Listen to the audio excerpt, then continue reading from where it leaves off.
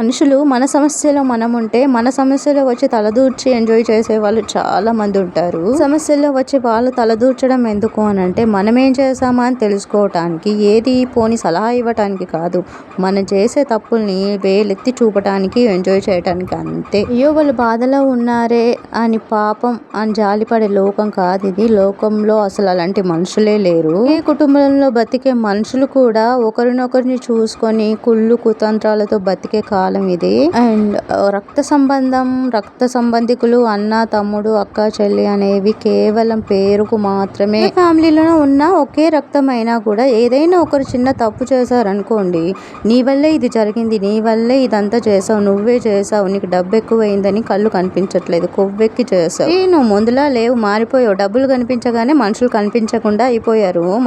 కొంచెం డబ్బులు రాగానే ఆహా చూడండి అమ్మ దీని సోకులు ఎక్కువైపోయాయి అనే స్టేజ్కి వచ్చారు. ఒకే రక్తం అయినా కూడా ఇలాంటి మనుషుల మధ్య బతుకుతున్న మనము ఒకే రక్తం, ఒక ఫ్యామిలీ, ఒకే కుటుంబం అనే సెంటిమెంట్స్ ఎక్కడున్నాయి, ఇంకా ప్రేమలు ఎక్కడున్నాయి, అభిమానాలు ఎక్కడున్నాయి? కొన్నిసార్లు వీళ్ళ నా ఫ్యామిలీ అనేలాగా అనిపించుద్ది. కొన్నిసార్లు వీళ్ళతో మాట్లాడకుండా ఉంటేనే బాగుండేదేమో, వీళ్ళ మాటలు మనం పడాల్సిన అవసరం ఏముంది, వీళ్ళతో ఎందుకు మాట్లాడాలి ఎలా అయిపోయింది. ఎందుకు? కేవలం డబ్బు వల్లే. అబ్బా డబ్బు అనేది ఒక్కటి లైఫ్ లోకి వచ్చిన తర్వాత ప్రతి ఫ్యామిలీలో, ప్రతి రిలేషన్షిప్ లో కూడా ఈ డబ్బు ఎంటర్ అయిన తర్వాత అసలు సంబంధాలు అనేటివే పూర్తిగా తెగిపోయాయి. ఇప్పుడు అమ్మ వాళ్ళ ఇంట్లో ఉన్నప్పుడు అక్క చెల్లె అన్న తమ్ముడు అంటూ ఒకే గూట్లో ఉండి ఒకరి కంచంలో నుంచి మరొకరం తిని కారం మెతుకులైనా కానీ సంతోషంగా తింటూ ఉండేవాళ్ళము.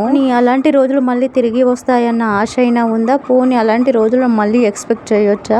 ఈ తరంలో అలాంటివి అయితే లేనే లేవు. చిన్న పిల్లల దగ్గర నుంచి పెద్దోళ్ళ దాకా ఒకరంటే ఒకరికి ప్రేమలు లేకుండా కుళ్ళు కుతంత్రాలు, గొడవలు పడటం, మాటలు అనేసుకోవటం ఇలాంటివే తప్ప ఇంకేమీ లేవు. బాల్యం తిరిగి రాదు అసలు. ప్రతి బంధం కూడా ఇది మనది అనుకోవడం చాలా తప్పు. ఏ బంధమైనా అవసరం ఉన్నంత మట్టికే ఉంటది. ఏ బంధం మనది కాదు. అవసరం తీరిపోయాక ఆ బంధం అక్కడికే ఆగిపోద్ది. మన కన్నా తల్లైనా సరే ఆమె దగ్గర ఏమాత్రమైన బ్యాంకు బ్యాలెన్స్ ఉంటేనే తప్ప మనం ఒక ముద్ద అన్నం పెట్టడం జరుగుతుంది.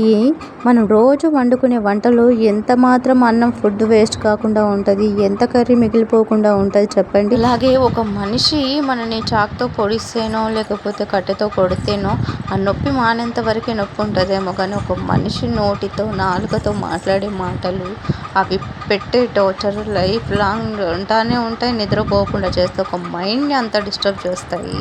అయ్యా మనుషుల్ని ఇలా మాటలతో టార్చర్ పెట్టడం నువ్వు నేనని కాదు, ఎవరినైనా ఎవడి జీవితం వాడిది, ఎవడి సమస్య వాడిది. అందాల పేరుతో బలహీనతలు చేయడానికి ముందుంటారు కానీ ఆ సమస్యలో ఉన్న వాడిని సాయం చేద్దామని మాత్రం ముందుకు రారు. అలాంటి బంధాల గురించి మనం ఎందుకు ఆలోచించాలి? ఒక్క మాట చెప్పండి. నన్ను ఆదుకోలేని బంధాలు, అది ఒకే రక్తమైన ఒక్క తల్లి పిల్లలైనా సరే, అలాంటి బంధాల గురించి మనం మౌనంగా ఉండి వాళ్ళని ఏదైనా అంటే బాధపడతారేమో, వాళ్ళతో మాట్లాడాలి కదా అంటే అన్నారులే అని తుడుచుకుపోవాల్సిన అవసరం అయితే లేదు. వాళ్ళు అనే మాటలకు మనము ఆత్మగౌరవం చంపుకొని మనం ఎందుకయ్యా మౌనంగా ఉండాలి? మనమే వాళ్ళ నుంచి దూరంగా ఉండి మన పని మనం చేసుకుంటే సరిపోదా? మనం కష్టంలో ఉన్నప్పుడు రూపాయి ఇవ్వని మనుషుల గురించి, మనకి సాయం అందించని మనుషుల గురించి మన మైండ్ని మనం ఎందుకు పాడు చేసుకోవాలి? అందుకే అలాంటి మనుషుల గురించి, అలాంటి బంధాల గురించి మనం టైం వేస్ట్ చేసుకోవాల్సిన అవసరం లేదు. మనకేం కావాలో ఆలోచించుకోవాలి, మనం ఏం చేయగలమో చూసుకోవాలి. వీలైనంత వరకు